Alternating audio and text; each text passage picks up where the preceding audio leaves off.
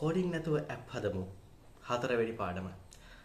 අද මේ ටියුටෝරියල් එකෙන් කියලා දෙන්න හදන්නේ ඔයා AppSheet භාවිතා කරලා හදපු ඇප් එකක් APK ෆයිල් එකක් විදිහට ඩවුන්ලෝඩ් කරන්නේ කොහොමද කියලා. ඒ කියන්නේ මොකක්ද? අපි මෙච්චර කාලයක් හදපු ඇප් අපේ යූසර් කෙනෙකුට පාවිච්චි කරන්න දුන්නේ. එහෙම නැත්නම් අපි පාවිච්චි කරේ Play Store එකට ගිහිල්ලා Play Store එකෙන් AppSheet කියන ඇප් එක ඩවුන්ලෝඩ් කරගෙන ඒ ඇප් එක කරා.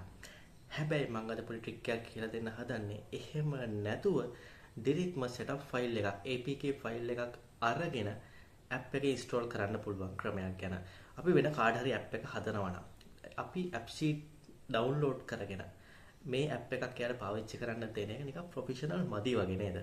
හැබැයි මේකෙන් පස්සේ ඔයාට පුළුවන් ඔයා වෙන කාට හරි හදන ඇප් එකක කෙලින්ම APK ෆයිල් එකම යූසර්ට යවලා රියල් ඇප් එකක් විදිහටම සාමාන්‍ය normal Android ඇප් එකක් විදිහටම යූසර් මේක ඉන්ස්ටෝල් කරලා වැඩ කරන්න. අපි AppSheet කරන වීඩියෝ ගොඩක් මේ විදි කරලා තියෙනවා. ඉතින් තාමත් ඒ ටික බැලුවේ නැත්නම් මුල ඉඳලම වීඩියෝ සීරීස් එක ෆලෝ කරලා හොඳ අයිඩියා එකක් මේ platform එක ගැන ලබා ගන්න ඔයාට පුළුවන්. ඒ වීඩියෝ ටිකත් බලලා අපේ channel එක subscribe කරලා නැත්නම් subscribe කරලම අද වීඩියෝ එකට යමු.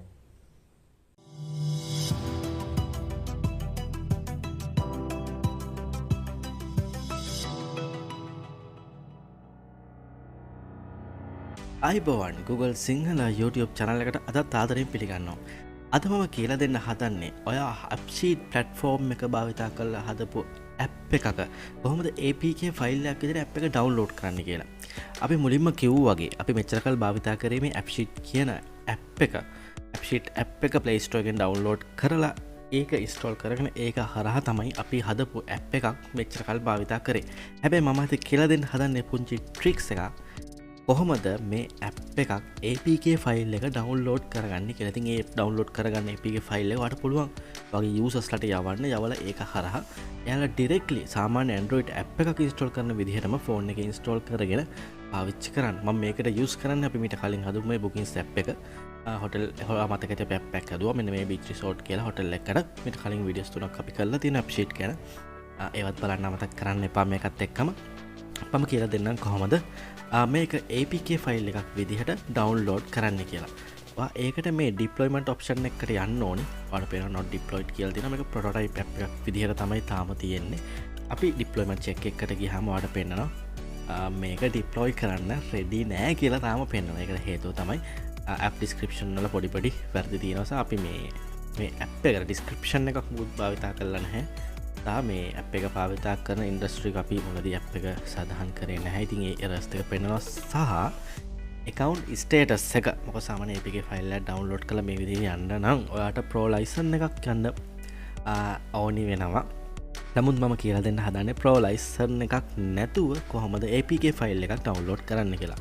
හැබැයි මේක ඩවුන්ලෝඩ් කරා කියලා ඔයාට මේක Google Play Store එකට හෝ යූස් කරන්න හැකියාවක් නැහැ. මොකද ඔයාලට පේනවා මෙතනදී අනිවාර්යයෙන්ම මේකේ Pro plan එකට අපි යන්න ඕනි.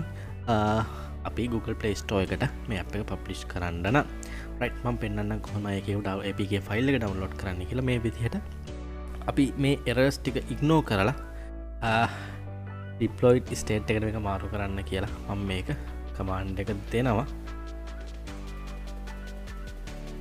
right මෙන්න මේ විදිහට මාරු වුණා මේක deployed status එකට.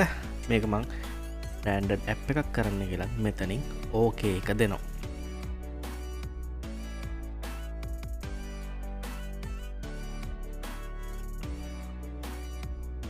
right ඒකත් on ලා තියෙන්නේ for Android වලටම යනවා.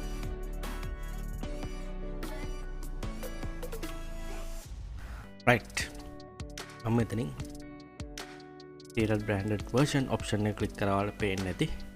දැන් ඔයාලට පේනවා processing you will receive confirmation email within 24 hours කියලා. දැන් ඉතින් අපිට ටිකක් බලන් ඉන්න තමයි වෙන්නේ. මේක APK ෆයිල් එක ready වුණාම ඔයාගේ මේ admin එක නැත්නම් ඔයා මේක log වෙලා තියෙන email address එකට email එකක් එයි ඔයාගේ app එක download කරන්න ready කියලා. right අපි බලමු ඒ email එක එනකම්. ඔන්න මම කලින්ම කිව්වා වගේ මට දැන් ඊමේල් එක ඇවිත් තියෙන්නේ මෙන්න මේ විදිහට. ඔයාලට පේනවා අපේ බ්‍රෑන්ඩඩ් ඇප් රික්වෙස්ට් එක සක්සස් කියලා මේ විදිහට ඊමේල් එකක් ඇවිත් තියෙනවා. ඔයාලට පුළුවන් මෙන්න මෙතනින් ඔයාගේ APK ෆයිල් එක ඩවුන්ලෝඩ් කරගන්න. එහෙම නැත්නම් සාමාන්‍ය Play Store එකකට වගේ නම් ඔයා අප්ලෝඩ් කරන්නේ මම කිව්වා Play Store එකට අප්ලෝඩ් කරන්න APK බන්ඩල් එක බෑ.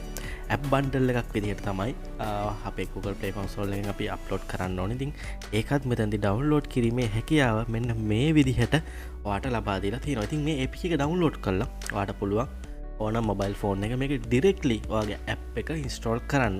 ඒ වගේම තමයි ඔයාගේ AppSheet platform එකට ගියාම මේ branded app කියන deployment එකේ branded app කියන section එකේ මෙන්න මේ විදිහට ඔයාට APK download URL එකක් මෙතනට ඇවිත් තියෙනවා. ඉතින් ඔයාට ඕන්ලාක මේ URL එක access කරලත් ඔයාට පුළුවන් ඔයාගේ APK එක මේ app එකේ setup file එක download කරලා ඔයාගේ මොබයිල් ෆෝන් එකට ඩිරෙක්ට්ලි ඉන්ස්ටෝල් කරලා භාවිතා කරන්න.